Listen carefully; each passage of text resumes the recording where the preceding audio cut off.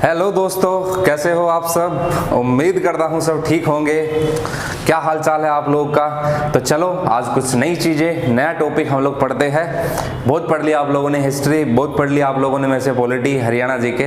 तो आज मैं आप लोगों को नई चीज़ पढ़ाता हूँ, ठीक है। तो आज के क्लास के अंदर हम लोग डिस्कस करने वाले हैं इंडियन इकोनॉमी, भारतीय अर्थव्यवस्था, इंडियन इकोनॉमी। और एक छोटा सा टॉपिक है जिसके अंदर आप लोग को कॉन्सेप्ट सीखने को मिलेगा, और वो कॉन्सेप्ट क्या है वो थोड़ा सा देखना। तो इंडियन इकोनॉमी के ऊपर बात करने जा रहे हैं, और आज आप लोगों को मैं लोन दिला देता हूँ। कोरोना के टाइम पीरियड में सबसे बड़ी प्रॉब्लम पैसों की है, मेरे साथ भी चल रही है, आपके साथ भी चल रही होगी।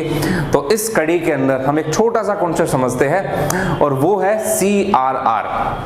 किस चिड़िया का नाम है, किसको बोलते हैं CRR। तो आइए जानते हैं आपके अपने YouTube channel pace online classes के ऊपर। तो समझते हैं CRR, कैश रिजर्व रेशियो। आखिर ये है क्या cash reserve ratio. Copy pen लेकर बैठना, अपने मम्मी पापा को वीडियो मत दिखा देना गलती से, ठीक है, क्योंकि फिर आप लोगों को बताना है ना कि ये चीजें होती है। तो हवाबाजी बनाने के लिए क्वेश्चन ये जो चीजें हैं जानना जरूरी है। तो स्टार्ट करते हैं। आज हम बैंकिंग का एक टॉपिक पढ़ने वाले हैं। हालांकि ये आपका SSC एग्जाम के अंदर भी, उसके बाद आपका PCS एग्जाम में, UPSC एग्जाम के अंदर, SSC एग्जाम के अंदर, सभी एग्जाम के अंदर पूछा जाता है। और है क्या ये चीजें, वो आप लोगों को समझनी है। तो देखो आज की क्लास के अंदर मैं आप लोगों को पूरी राम कहानी, पूरी महाभारत समझाने जा रहा हूं। किसकी, CRR की, कैश रिजर्व रेशियो की। Cash reserve ratio. हो सकता है बहुत सारे बच्चों ने पहली बार नाम सुना हो किसका, CRR का। बहुत अच्छी बात है, आप लोगों ने पहली बार नाम सुना है। तो मैंने भी कई बार पहली बार ही सुना था ये। तो बहुत सारी चीजें जीवन में है ना पहली बार होती है। तो आपको किसी से इश्क भी हुआ होगा तो पहली बार हुआ होगा। तो यहां पर आपको ध्यान रखना है कि CRR आखिर है क्या, कैश रिजर्व रेशियो क्या है। देखो भाई, हिंदी में इसको कहेंगे हम लोग क्या, नगद आरक्षित अनुपात। तो भैया होता क्या है ये, चलते हैं नगद आरक्षित अनुपात समझते हैं एक बार कंप्लीटली। तो थोड़ा सा बैंक में जाना पड़ेगा, कॉन्सेप्ट समझना पड़ेगा। देखो अब देखो, सोचो समझो जानो जानी। अब देखो हम लोग बात करते हैं सबसे पहले बैंकिंग की।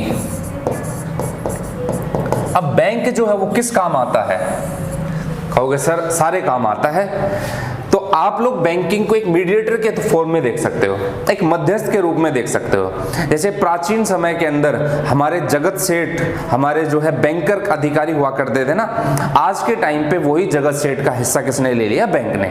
अब बैंक के अंदर देखो होता क्या है, एक तरफ ये मत बोलना एक तरफ घर वाली एक तरफ बाहर वाली, एक तरफ तो होता है डिपोजिटर। डिपोजिटर जो कि कौन होते हैं, जो कि बैंक में जमा करता होते हैं। हमारे तुम्हारे जैसे लोग नहीं होते, क्योंकि हमारे पास अभी कुछ है नहीं। वो लोग जिनकी कुछ इनकम हो रही है और वो अपनी सेविंग बैंक के पास जमा करते हैं। दूसरी तरफ आपके कौन होते हैं, दूसरी तरफ आपके होते हैं बोरोवर। बोरोवर विजय माल्या समझ लो और तो क्या, ठीक है, बोरोवर समझ लो। हमारे बहुत सारे सर हैं वो बोरोवर की भूमिका निभाते, उनको समझ लो कि वो हमेशा लेना जानते देना नहीं जानते। तो देखो भाई, बोरोवर को हम लोग लोन लेने वाले उधारकर्ता कहेंगे, उधारकर्ता। देखो कहोगे क्या लेना देना इससे, बिल्कुल लेना देना है। बैंक क्या करता है, बैंक कहेगा कि भाई मैं आप लोग का स्वागत करता हूं, आप आओ, दोनों का वेलकम है मेरे पास। तो डिपॉजिटर जमा करता जो आएगा वो भी बैंक के पास जाएगा, बोरोवर जो आएगा वो भी बैंक के पास जाएगा। तो दोनों मिले एक जगह। और यहां पर क्या होता है, जो जमा करता होता है, ये जमा करता क्या करता है, अपना पैसा बैंक के पास जमा करता है। कर दिया भाई, क्या होगा, मान लो कि इस जमाकर्ता ने बैंक के पास 50,000 रुपए जमा कर दिए।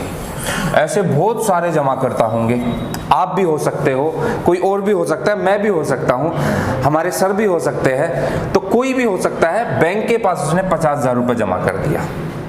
अब होगा क्या, इसने ये जो पैसा जमा किया है बैंक के पास, बैंक बोलता है कि भाई देख, तेरे घर के अंदर चोरी हो सकती है, पैसा चोरी हो सकता है, और भी बहुत सारी घटनाएं हो सकती है, तो मेरे पास जमा कर, बदले में मैं क्या दूंगा तेरे को, मैं तेरे को इंटरेस्ट दूंगा, मैं तेरे को क्या दूंगा, ब्याज दूंगा, और जब मन करे जब तो अपना पैसा निकाल लियो, कोई दिक्कत नहीं है। तो मैं तेरे को ब्याज दे दूंगा, बदले में तेरा पैसा जो है मेरे पास सेफ रहेगा। तो भाई डिपॉजिटर को लगा कि भाई वाह वाह हो गई, अच्छी जगह मिल गई मेरे को। तो दूसरा इसको ब्याज मिल रहा है 1% 2% जो मैं अपनी तरफ से एज्यूम कर रहा हूं उसको, ठीक है। अब भाई साहब आ गए बोरोवर। अब बोरोवर कौन लोग होते हैं? ये वो लोग होते हैं जो अपना बिजनेस एक्सपेंड करना चाहते हैं, किसी भी तरीके से इनको पैसा चाहिए। ये वो लोग होते हैं, भाई मेरे जैसे भी हो सकते हैं कि ठीक है भाई कुछ मेरे पास पैसे की कमी है और मेरे को कोई नई इन्वेस्टमेंट चाहिए, नया निवेश चाहिए, तो मैं जाऊंगा अपना मुंह उठा के किसके पास? बैंक के पास। जब मैं गया तो बैंक कहेगा कि ठीक है भाई मेरे पास पैसा पड़ा हुआ है, मैं उस पैसे को किसके पास दे देता हूं? बोरोवर के पास, उधारकर्ता के पास दे दिया भाई। अब क्या होगा? इसको टाइम पीरियड फिक्स दे दिया कि मैं तेरे को 6 महीने के लिए पैसा दे रहा हूं, 1 साल के लिए पैसा दे रहा हूं, बदले में तेरे को मेरे को क्या देना पड़ेगा? ब्याज देना पड़ेगा, इंटरेस्ट पे करना पड़ेगा, ब्याज देना पड़ेगा। देखो सुनो गौर से दुनिया वालों, है ना, यहां पर क्या है कि यहां पर डिपॉजिटर को पैसा मिल रहा था, यहां पर डिपॉजिटर ये जो बोरोवर है इसको देना पड़ रहा है। एक दे रहा है, एक मिल रहा है, एक दे रहा है, एक मिल रहा है। क्योंकि बैंक का क्या फायदा?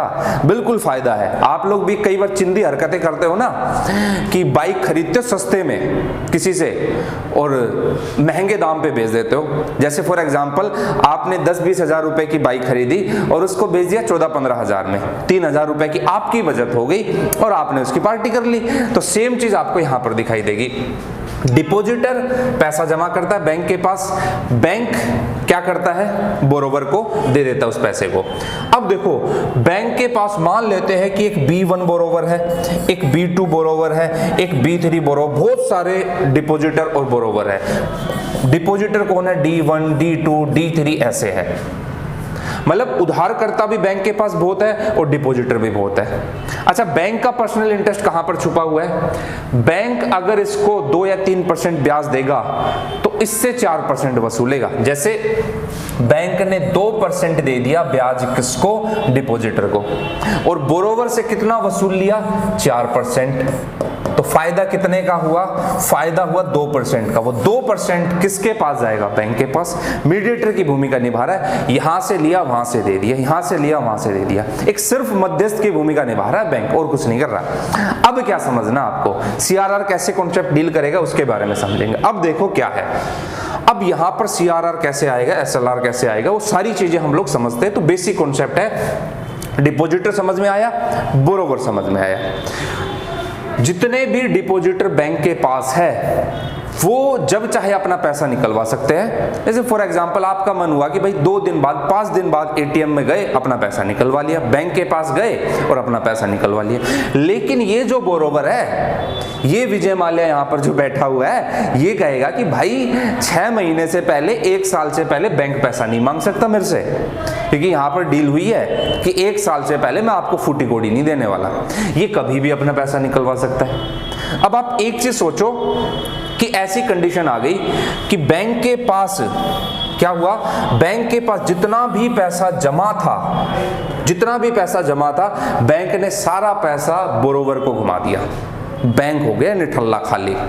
अब बैंक के पास कुछ नहीं बचा। अब हुआ क्या कि बोरोवर के साथ तो टाइम पीरियड फिक्स है कि भाई इतने टाइम पीरियड में पैसा देना पड़ेगा, लौटाना पड़ेगा। डिपॉजिटर के साथ ऐसा कुछ फिक्स नहीं है। डिपॉजिटर चला गया बैंक के पास। एक एग्जांपल मैं आप लोग को बताता हूं, अपने ऊपर एग्जांपल ले लेता हूं। फॉर एग्जांपल भाई अभी इंस्टीट्यूट चला रहे हैं, एक टाइम पीरियड ऐसा आ गया कि मैं अपने घर वालों को कहूँ, पापा को कहूँ कि पापा आपको जो पेंशन मिलती है या मेरे भाई को जो सैलरी मिलती है तो उससे मैं क्या करता हूँ, लोन ले लेता हूँ। ठीक है भाई। तो घर वाले ने कहा कि ना भाई तू हमारे नाम से नहीं निकलवा सकता, तो अपना ही निकलवा ले। तो ठीक है भाई, मेरे को नई जगह पैसा लगाना था, तो मैं बेसिकली तैयारी कर रहा था, तो मेरे पास कुछ था नहीं। वहां पर क्या हुआ, मैं बैंक के पास गया और मैंने बैंक को बताया कि भाई ये चीज़ है, ये कंडीशन है और मेरे को पैसा चाहिए। तो बैंक बिल्कुल तैयार बैठा था, बैंक ने दे दिया पैसा। अब बैंक को इसके अंदर रिस्क था, मेरे को भी नहीं पता था कि मैं आगे जो चीज़ चलाऊंगा वो चलेगी या नहीं चलेगी। अब हुआ ये कि यहाँ पर जब मैं बैंक के पास गया तो बैंक को कहा कि मैं अपना ये बिजनेस XYZ बिजनेस बना रहा हूँ, किसी भी चीज़ का बिजनेस लगा लिया। ऐसे एजुकेशन इंस्टीट्यूट लगा लिया हमने। तो मैंने कहा कि भाई मैं 1 साल के बाद 2 साल के बाद इतना अच्छा करूंगा और आपका जो पैसा है मैं लौटा दूंगा। बैंक ने कहा अच्छी बात है भाई। उसके बाद क्या हुआ, मैंने बैंक से लोन ले लिया 1 लाख 2 लाख 3 लाख रुपए का। और बेटा अब क्या हुआ, मैंने बैंक से पैसा लिया, स्टूडेंट मेरे पास आए नहीं, मेरा इंस्टीट्यूट चला नहीं, या मेरा जो भी बिजनेस था वो एक्सपेंड हुआ नहीं, चला नहीं, मैं डूब गया। डूबने के बाद मैंने कहा कि भाई अब अच्छा मौका है, निकल लो यहाँ से बैंक का पैसा लेके। मैंने क्या काम किया, मैं बांग्लादेश गया और बांग्लादेश में देखा कि यार बांग्लादेश में मैं आसानी से एंट्री कर सकता हूँ, और मैं जो है वहाँ की फेंसिंग क्रॉस करके बांग्लादेश में चला गया। वहां पर जो है ना, जो गाय चराने वाले, भेड़ चराने वाले थे, उनके साथ ही हो लिया। अब बैंक मेरे को ढूंढ रहा है, मेरे घर गया, भाई कोई नहीं है, कोई नहीं मिला। अब आप एक चीज सोचो कि ऐसे में नुकसान मेरा, चलो नुकसान था, लेकिन मैं तो भाग गया बांग्लादेश, मैं तो भाग गया नेपाल, लेकिन बैंक मेरे को ढूंढता रहेगा।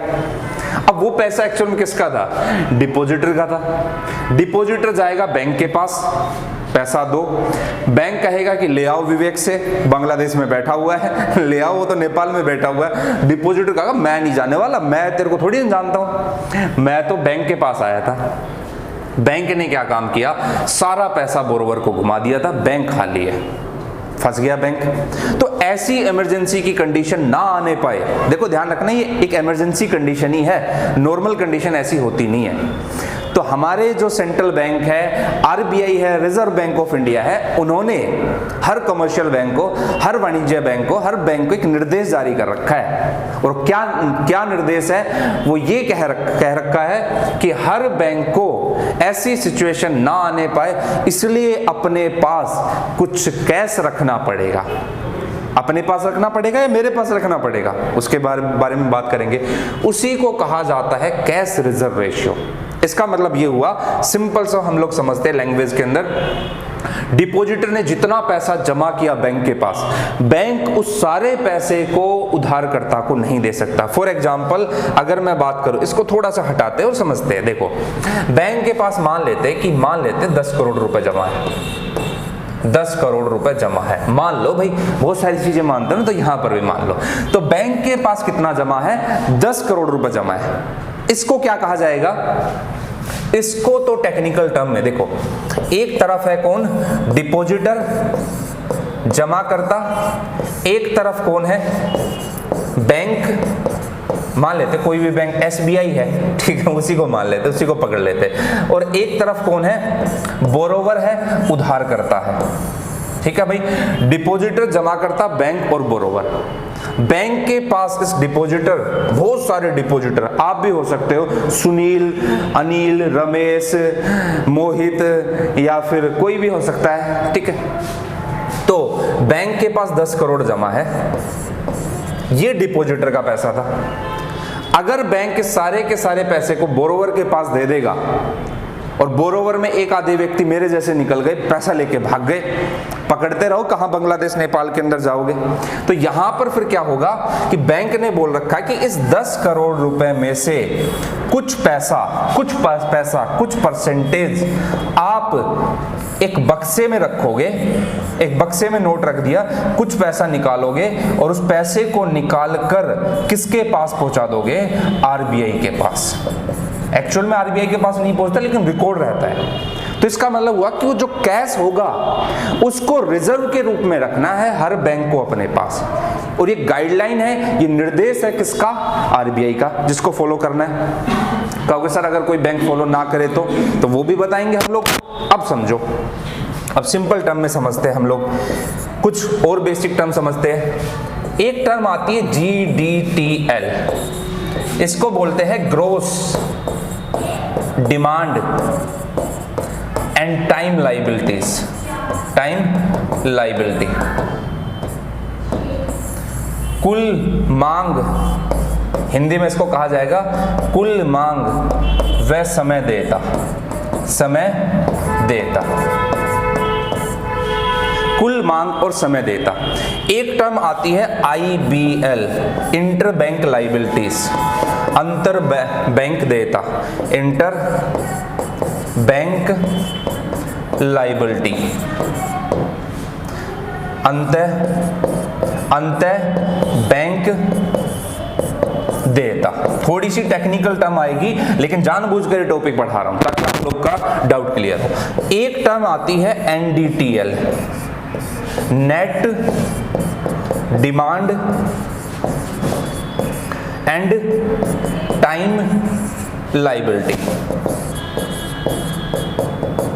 शुद्ध मांग व समय देयता। ये है भाई आपके पास तीन टर्म। कहोगे सर क्या है ये, समझाता हूं। जितना भी पैसा बैंक के पास जमा है, जितना भी पैसा बैंक के पास जमा है, मैंने जमा किया, आपने जमा किया, हमारे हरी सर ने जमा किया, किसी थर्ड पर्सन ने जमा किया, तो जितना भी पैसा बैंक के पास जमा है उस पैसे को GDTL कहा जाता है, gross demand and time liability. बिल्कुल बच्चों वाली चीज है, gross demand and time liability. Current account, saving account वो किसी दिन और बात कर लेंगे, अभी इसके ऊपर बात कर लेते हैं। जो पैसा बैंक के पास जमा है, बैंक के पास पैसा आया, अब बैंक बोलता है कि भाई मेरी जो है ना इंटरनली बहुत सारी लायबिलिटीज है, मैं जिस बिल्डिंग में काम कर रहा हूं, जैसे उसके अंदर जो है बिजली का बिल है, रेंट है, बहुत सारी चीजें हैं, मैं उसको माइनस करूंगा। तो अब बैंक क्या करता है, बैंक के पास जो भी पैसा जमा है उसमें से अपनी लायबिलिटीज निकाल देता है, रेंट वगैरह, खर्चा वगैरह, चाय पानी वगैरह सब निकाल दिया। उसको जब निकालेगा इंटर बैंक लायबिलिटीज को, इसमें से जब माइनस करेगा, जैसे फॉर एग्जांपल मान लेते हैं कि GDTL है 10 करोड़ रुपए, 10 करोड़ रुपए मान लो ऐसा कि जितना भी पैसा हमने आपने जमा किया बैंक के पास वो GDTL है। उसमें से बैंक का जो खर्चा है, इंटरनली खर्चा है, इंटर बैंक लायबिलिटीज है, वो उसने निकाल दी कितने रुपए, मान लेते हैं कि 10 लाख रुपए निकाल दिए, मान लो ऐसा, मैं सिर्फ आपको समझाने के लिए कर रहा हूं, 10 लाख। उसके बाद 10 करोड़ में से 10 लाख निकालने के बाद जो बचा, जो अमाउंट रिमेनिंग अमाउंट बचा, उस रिमेनिंग अमाउंट को हम लोग कहेंगे NDTL। वो शुद्ध फॉर्मेट में है, बिल्कुल शुद्ध है, वो निबल है भाई, उसका मतलब हुआ कि ये होगा NDTL। अब देखो टेक्निकली समझो, दोबारा बताता हूं, सुन लो, इंपॉर्टेंट है। बैंक के पास जो भी पैसा जमा है वो GDTL है, मैंने आपने जिसने भी जमा किया है, उसमें से बैंक ने अपनी जो इंटरनली जो अंदर का जो उसकी लायबिलिटीज थी, जो भी खर्चे थे वो निकाले, IBL हो गया। उसके बाद इसमें से ये जो माइनस किया 10 लाख, 10 करोड़ में से 10 लाख माइनस किया, तो जो आया वो हो गया बैंक का क्या, NDTL, net demand and time liabilities, शुद्ध मांग और समय देयता हिंदी होगी। अब देखो भाई फॉर्मूला देखो, GDTL समझ गए होंगे क्या है, अंदर वाली चीजें समझ गए होंगे क्या है, IBL, G माने कंप्लीट, I माने इंटरनली, इसमें से माइनस किया वो क्या हो गया, NDTL, वो क्या हो गया, NDTL हो गया। अब देखो क्या है, अब CRR कहां से आएगा ये समझना आप लोग कि CRR कहां से, ये हो गया, ये हो गया, ये हो गया।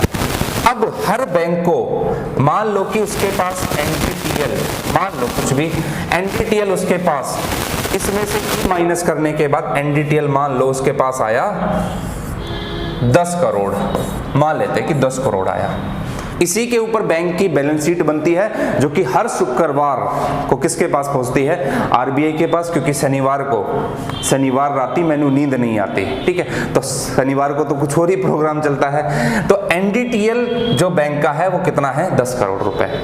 कैसे आया, GDTL माइनस IBL और इक्वल टू NDTL, 10 करोड़ है। इसमें से कुछ परसेंट हिस्सा हर बैंक को अपने CRR के रूप में निकालना पड़ेगा। इमरजेंसी की सिचुएशन आती है जब CRR का यूज होता है, वो मान लेते कि आज के टाइम पे 3% है, 3% बोले तो 3 करोड़। ये CRR किसके पास जमा होता है, ये जमा होता है RBI के पास। और किस फॉर्मेट में जमा होता है, कैश के फॉर्मेट में।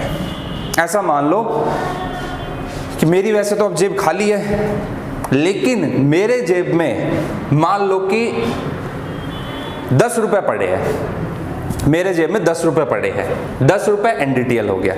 उस 10 रुपए में से मैं 3 रुपए अपने पापा के पास भेज दूंगा। मेरा पापा जो है वो आरबीआई है, ठीक है। तो यहाँ पर बैंकों का बाप कौन होता? आरबीआई से मेरे मतलब पिता के पास भेज दूंगा, पापा के पास। वो 3 भेज दिया, बाकी जो बच गया उसको लोन के रूप में घुमा सकते हैं। तो ध्यान रखना, एनडीटीएल 10 करोड़ है, सीआरआर 3% 3 करोड़ है। फिर एक एसएलआर और आता है, वो 18% है आज के टाइम पे, 20% के आसपास रहता है वो। अब ये जो बच गया 10 करोड़ माइनस 3 करोड़ बच गया, अब कितना बचा? अब कितना? 7 करोड़ रुपए। इस 7 करोड़ को कहा जाएगा लोनेबल फंड। विजय माल्या इसी के ऊपर अटैक करेगा, विजय माल्या की निगाह इसी के ऊपर होगी। आप अगर बिजनेस एक्सपेंड कर रहे हो, आप कहीं इन्वेस्ट कर रहे हो, तो आपकी नजर इसी 7 करोड़ पर होगी। इसी को कहा जाएगा लोनेबल फंड। तो सीआरआर ध्यान रखना, कैश रिजर्व रेशियो किसके पास जमा होता है? आरबीआई के पास जमा होता है। किस फॉर्मेट में होता है? कैश के फॉर्मेट में। किस में से निकाला जाता है? एनडीटीएल में से निकाला जाता है। कितने %? लगभग 3% होता है। ये हो गया। अब समझो आगे, पूरा का पूरा स्ट्रक्चर समझो। अब आगे देखो, एनडीटीएल बोले तो कितना? 10 करोड़। सीआरआर बोले तो कितना? 3 करोड़, माने 3%। बच गया कितना? 7 करोड़। इस 7 करोड़ को कहा जाएगा क्या? Loanable fund. Loanable fund. इसको हिंदी में कहा जाएगा ऋण योग्य निधि। क्या कहा जाएगा इसको हिंदी में? ऋण योग्य निधि। ऋण योग्य निधि। बैंकर बना के छोड़ेंगे आप लोग को, है ना, ठीक है।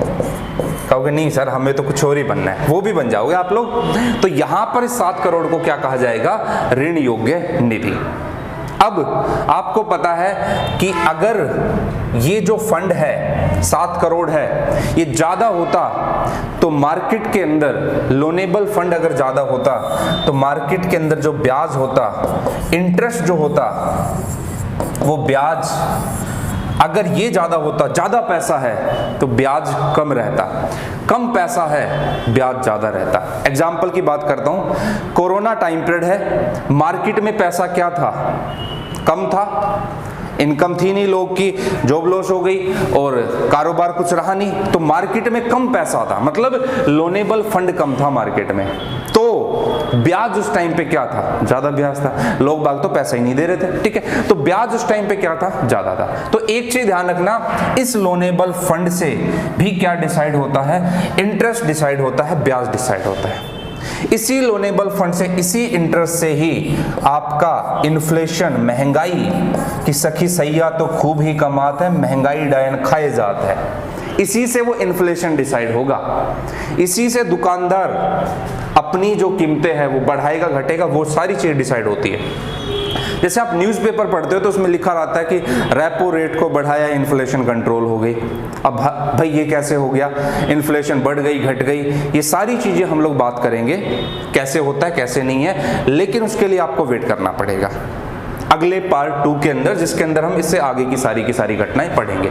अभी के लिए इतना याद रखो कि सीआरआर कैश रिजर्व रेशियो के फॉर्मेट में होता है, जो कि 3% है, जो किसके पास जाता है? आरबीआई के पास जाता है, बोरा भर के, बक्सा भर के जाता है। और जब कभी ऐसी सिचुएशन आ जाती कि बैंक हाथ खड़े कर देता है, मैं हो गया खाली, तब फिर सीआरआर का पैसा यूज किया जाता है, लेकिन वो इमरजेंसी की कंडीशन है। दूसरा सुनो, अब ये समझ में आ गया। अब आप मेरे से कहोगे कि सर आरबीआई ने निर्देश जारी कर दिया, आरबीआई ने गाइडलाइन दे दी कि हर बैंक को सीआरआर, अपना सीआरआर मेंटेन करना पड़ेगा, क्योंकि शुक्रवार की रात को या शुक्रवार को रिपोर्ट जाती है। अब आप कहोगे अगर सर कोई बैंक अपना सीआरआर मेंटेन ना करे तो क्या होगा? अगर किसी भी बैंक ने अपना CRR, cash reserve ratio maintain नहीं किया, तो बैंक रेट का, जो भी बैंक रेट चल रहा है, बैंक रेट का +3% /5% इतनी पेनल्टी लगाई जाती है। क्या लगाई जाती है? इतनी पेनल्टी लगाई जाती है।